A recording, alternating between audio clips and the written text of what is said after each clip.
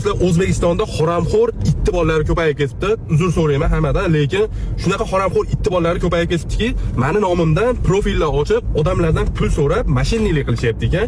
50 ming, 100 ming pul so'rab, 5 million, 10 million qilib qaytaramiz deb pul so'rashyapti ekan. Do'stlar, bu video rekka chiqish uchun sizlar ham like bosib, qo'llab-quvvatlab do'stlarga ham jo'natib qo'yinglar. Men hech kimdan pul so'ramayman. Keyin yana bitta itti bolalari tarqab ketibdi. Qumorni reklama qilyapti ekan. Qanaqa meni poni videolarimni olib, montaj qilib, qumorga o'tkazayapti ekan. Men hayotimda aytganman, milliardlab dollar bersa ham qumorni reklama qilmayman. Hech qachon eslangdan chiqarmanglar. Xudo xolasa umuman sizlardan hech qachon pul so'ramayman. Xudo o'zi bergani yetadi. O'shaning uchun do'stlar aldanib qolmanglar. Sodda xalqimiz aldanib qolyapti ekan. O'sha sodda xalqimiz aldanmasligi uchun bu video rekka chiqsin, iltimos qilib qolaman. Meni prosta sha'nimni ular vashi rasvosini chiqarishyapti ekan. Chunki juda ham ko'p odam bizdan pul oldingiz, u qildingiz, bu qildingiz deb yozyapti ekanda. Men bilan bir xil profil ochib olishgan xolos.